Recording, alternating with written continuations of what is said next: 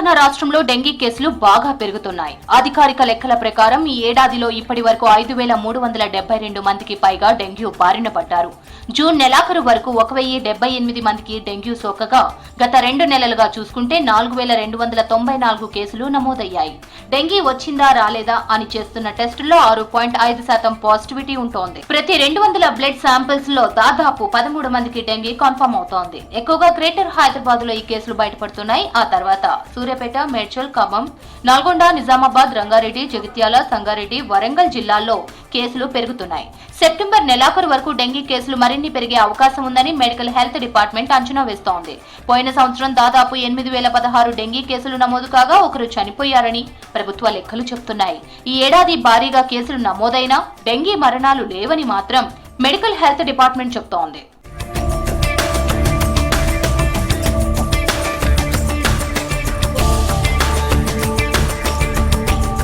తెలంగాణలో చికెన్ గున్యా కేసులు కూడా పెరుగుతున్నాయి. చికెన్ గున్యా ఉందన్న అనుమానంతో 2673 బ్లడ్ శాంపిల్స్ ను టెస్టులు చేయగా దాదాపు 152 కేసులు బయటపడ్డాయి. దీనికి సంబంధించి 5% పాజిటివిటీ ఉంటోంది. హైదరాబాద్, వనపర్తి, మహబూబ్ నగర్ జిల్లాల్లో ఈ తరహా కేసులు ఎక్కువగా బయటపడుతున్నాయి. గత ఏడాది అధికారికంగా 43 చికెన్ గున్యా కేసులు నమోదయ్యాయి. జూలై నుంచి ఇప్పటి వరకు 1,42,78,723 ఇండ్లలో జ్వర సర్వే చేసినట్లు వైద్య ఆరోగ్య శాఖ చెబుతోంది. ప్రస్తుతం డెంగీ సోకిన చిన్న పిల్లలు నీలోఫర్, గాంధీ, ఉస్మానియా, ఫీవర్ ఆసుపత్రితో సహా జిల్లాల్లోని ఆసుపత్రుల్లో ట్రీట్మెంట్ తీసుకుంటున్నారు. బాధితుల్లో 7.5 నుంచి 12 ఏళ్ల వయసు పిల్లలు ఉంటున్నారు. నీలోఫర్ లో 12 యూనిట్లు ఉండగా ప్రతి యూనిట్ లో 10 నుంచి 12 మంది బాధితులు ట్రీట్మెంట్ తీసుకుంటున్నారు.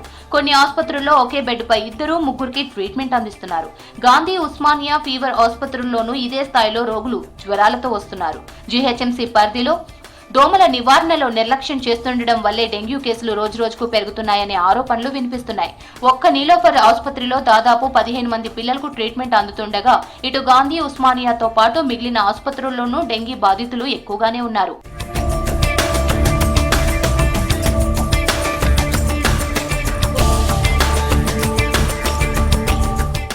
గ్రేటర్ హైదరాబాద్ లో సుమారు 4646 కాలనీలు ఉండగా అందులోని 1000 కాలనీల్లో ప్రమాద గంటికలు మోగిస్తున్నాయి.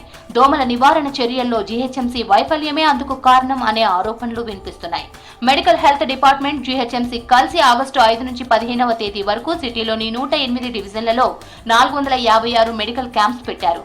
ఎక్కువగా డెంగీ బాధితులున్న 404 కాలనీలను గుర్తించారు. ఒకరికి మలేరియా జ్వరం, 731 మందికి డెంగీ ఉన్నట్లు గుర్తించారు.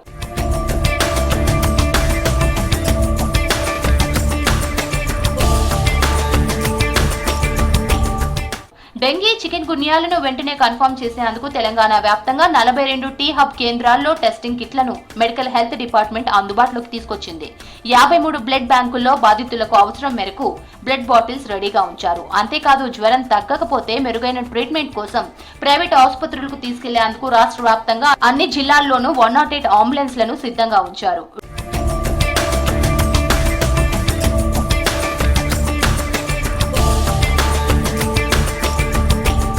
రైనీ సీజన్ లో చిన్న పిల్లలకు జ్వరం వస్తే మెడిసిన్స్ వేసినా తగ్గకపోతే ముందుగా డెంగీగానే అనుమానించి టెస్టులు చేయించాలంటున్నారు డాక్టర్లు. లేదంటే 4-5 రోజుల్లోనే సిచ్యువేషన్ సీరియస్ అయ్యే ఛాన్స్ ఉందని హెచ్చరిస్తున్నారు. డెంగీకి కారణమయ్యే టైగర్ దోమ మంచినీటిలో పెరిగి ఎక్కువగా పగటిపూట మాత్రమే కుడుతోంది.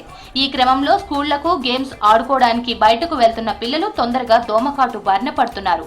దోమలు రాకుండా వచ్చినా అవి కుట్టకుండా ఉండేందుకు స్కూల్స్ వద్ద ప్రత్యేక జాగ్రత్తలు తీసుకోవాలని పేరెంట్స్ కోరుతున్నారు.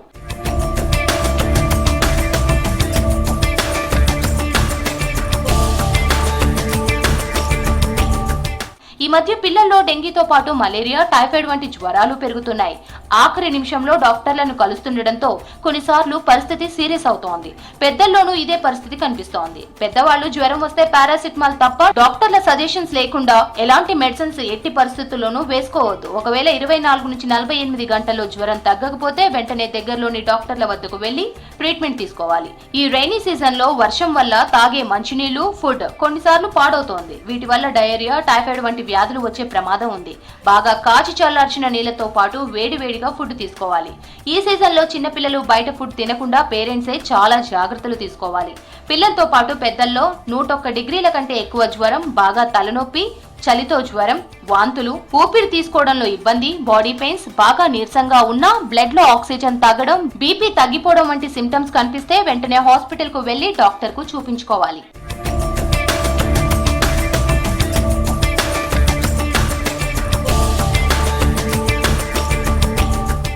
సీజనల్ డిసీజెస్ వచ్చే సమయంలో డెంగ్యూ జ్వరాలు కూడా మరింత విజృంభిస్తాయి. ఈ సమయంలోనే వెదర్ చాలా కూల్ గా ఉండడంతో వైరల్ ఇన్ఫెక్షన్స్ కూడా ఒకరి నుంచి మరొకరికి త్వరగా స్ప్రెడ్ అవుతాయి. దోమల సంఖ్య పెరిగిపోవడం కారణంగా చాలా మంది జనాలు డెంగ్యూ, మలేరియా వంటి జ్వరాల బారిన పడుతుంటారు. వైరల్ ఫీవర్లు కూడా ఇలాంటి పరిస్థితుల్లోనే విజృంభిస్తాయి. జనరల్ గా డెంగ్యూ, వైరల్ ఇన్ఫెక్షన్స్ చాలా వరకు ఒకేలా ఉంటాయి. మరి ఆ లక్షణాలు ఏమిటి? వీటిని ఎలా గుర్తించాలి? వైరల్ ఇన్ఫెక్షన్లు వైరస్ల వల్ల స్ప్రెడ్ అవుతాయి. ఇవి ఎక్కువగా గాలి ద్వారా ఒకరి నుంచి మరొకరికి సంక్రమిస్తాయి. ఇన్ఫెక్షన్ సోకిన వ్యక్తి యూజ్ చేసిన వస్తువులను ఎవరైనా యూజ్ చేసినా, వాటిని తాకినా వెంటనే వైరస్ వారికి సోకుతోంది. వైరల్ ఇన్ఫెక్షన్ వల్ల ఫీవర్ జనరల్ గా 3 నుంచి 5 రోజుల వరకు ఉంటుంది. శ్వాస తీసుకోవడంలో ఇబ్బంది ఉంటుంది. కొన్నిసార్లు గొంతు నొప్పి, దగ్గు కూడా ఉంటాయి. అంతేకాదు బాగా అలసిపోయినట్లుగా అనిపించడం, బోన్ పెయిన్స్, తలనొప్పి తీవ్రంగా ఉంటాయి. ఇక డెంగ్యూ సిమ్టమ్స్ ఎలా ఉంటాయంటే, డెంగ్యూ వస్తే చాలా రోజుల పాటు ఉంటుంది. ఉన్నట్టుండి జ్వరం పెరుగుతుంది, బాగా తలనొప్పి ఉంటుంది, కీళ్ల నొప్పులు, బోన్ పెయిన్స్ కూడా ఉంటాయి. జ్వరం వచ్చాక కొన్ని రోజుల తర్వాత స్కిన్ పై దద్దుర్లు వస్తుంటాయి. జ్వరం ఎక్కువైనప్పుడు ముక్కు లేదా చిగుళ్ల నుంచి బ్లీడింగ్ అవుతుంది.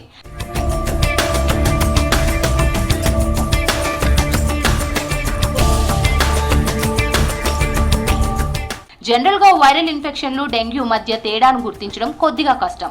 ఎందుకంటే ఈ రెండిట్లోనూ జ్వరం, తలనొప్పి సిమ్టమ్స్ నార్మల్ గా ఉంటాయి. కానీ వైరల్ ఇన్ఫెక్షన్ కంటే డెంగ్యూ ఎఫెక్ట్ ఎక్కువగా ఉంటుంది. వైరల్ ఇన్ఫెక్షన్ వల్ల జలుబు, అలసట, గొంతు నొప్పి, తేలికపాటి ఒళ్ళు నొప్పులు ఉంటాయి. అదే డెంగ్యూ అయితే ఎక్కువగా జ్వరం, తలనొప్పి, కీళ్లలో విపరీతమైన నొప్పులు ఉంటాయి.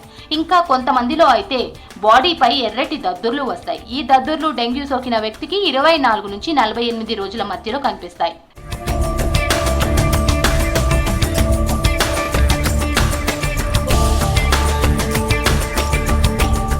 డెంగ్యూ లక్షణాలు కనిపిస్తే ప్లేట్లెట్ కౌంట్ ను చెక్ చేయడం ద్వారా నిర్ధారించడం ఈజీ అవుతోంది. ప్లేట్లెట్ కౌంట్ కు blood test, dengue NS1 antigen test చేయించాలి. డెంగ్యూ ఉన్న వారిలో 80 నుంచి 90% మందిలో ప్లేట్లెట్ కౌంట్ 1 లక్ష కంటే తక్కువకు పడిపోతుంది. 10 నుంచి 20% మందిలో ప్లేట్ కౌంట్ డేంజర్ పొజిషన్ లో ఉంటుంది. ప్లేట్ కౌంట్ 20,000 కంటే తక్కువగా ఉంటే తీవ్రమైన పరిస్థితిగా గుర్తించాలి.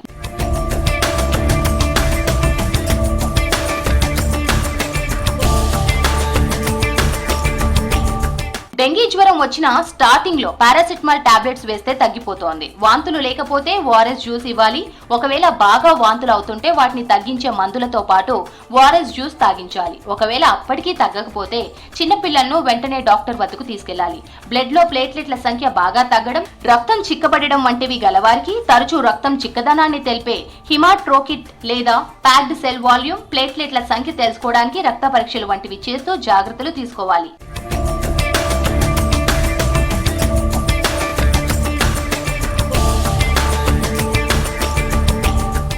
డెంగీ జ్వరం తెలుసుకోవడానికి నిర్ధారణ పరీక్షలు అవసరం. జ్వరం వచ్చిన మొదటి 1 నుంచి 5 రోజుల్లో NS1 యాంటీజెన్ పరీక్ష చేయించాలి. ఒకవేళ రిజల్ట్ పాజిటివ్ గా వచ్చినట్లయితే డెంగీ ఉన్నట్లే. జ్వరం మొదలైన 5 రోజుల తర్వాత IgM యాంటీబాడీ పరీక్ష చేయించాలి. త్వరగా రిజల్ట్ ఇచ్చే ర్యాపిడ్ డయాగ్నోస్టిక్ పరీక్షల్లో డెంగీ ఉన్నట్లు తేలినా స్టాండర్డ్ టెస్ట్లతోనే నిర్ధారించుకోవడం ముఖ్యం. అవసరమైతే IgG యాంటీబాడీ పరీక్ష చేయాల్సి ఉంటుంది.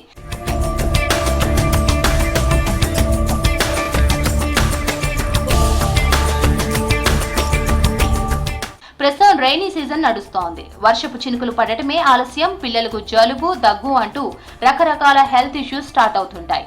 పిల్లల్లో ఇమ్యూనిటీ పవర్ తక్కువగా ఉండడం వల్ల ఈ వ్యాధులు త్వరగా వారికి వస్తాయి. అందుకే పిల్లల హెల్త్ విషయంలో వర్షాకాలంలో ఎక్కువ జాగ్రత్తలు తీసుకోవాలి. కొన్నిసార్లు తాగే మంచినీళ్లలో రకరకాల బ్యాక్టీరియాలు చేరడం వల్ల కూడా పిల్లల అనారోగ్యానికి కారణాలవుతూ ఉంటాయి. మరీ ముఖ్యంగా వర్షాకాలం వచ్చిందంటే చాలు చిన్నారులపై వైరస్ దాడి మొదలవుతోంది. పిల్లలకు వెచ్చటి బట్టలు వేయడం ద్వారా బాడీ టెంపరేచర్ ను కాపాడాలి. వర్షాకాలంలో ఎక్కువగా మూత్ర విసర్జన చేస్తూ ఉంటారు కాబట్టి తరచూ డైపర్లు మారుస్తుండాలి.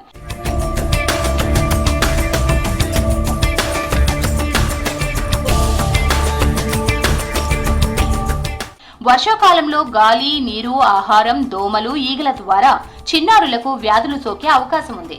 గాలి ద్వారా ఫ్లూ వ్యాపిస్తుంది, అదో వైరస్. రోగనిరోధక శక్తి తక్కువగా ఉన్నప్పుడు ఈ ఫ్లూ చిన్నారుల శరీరంలోకి ప్రవేశించి జలుబు, దగ్గు, జ్వరం వచ్చేలా చేస్తుంది. ఇమ్యూనిటీ తక్కువగా ఉండే పిల్లలు, ముఖ్యంగా ఏడాది కంటే తక్కువ వయసు ఉండే చిన్నారుల్లో ఫ్లూ త్వరగా ప్రవేశిస్తుంది. కలుషితమైన నీరు, ఆహారం తీసుకుంటే చిన్నారులు కలరా, టైఫాయిడ్ లాంటి రోగాల బారిన పడతారని చెప్తున్నారు డాక్టర్లు. దోమల ద్వారా వ్యాపించే డెంగ్యూ లాంటి వ్యాధులు జూలై నుంచి సెప్టెంబర్ వరకు ప్రజల్ని బాగా ఇబ్బంది పెడతాయంటున్నారు. పిల్లలకు ఏ పూటకు ఆ పూట తాజాగా వండి పెట్టడం మంచిదంటున్నారు హెల్త్ ఎక్స్పర్ట్స్. వర్షాకాలంలో ఎక్కువగా దొరికే బొప్పాయి, దానిమ్మ, నేరేడు, యాపిల్ వంటి పండ్లను పిల్లలకు ఎక్కువగా తినిపించాలంటున్నారు.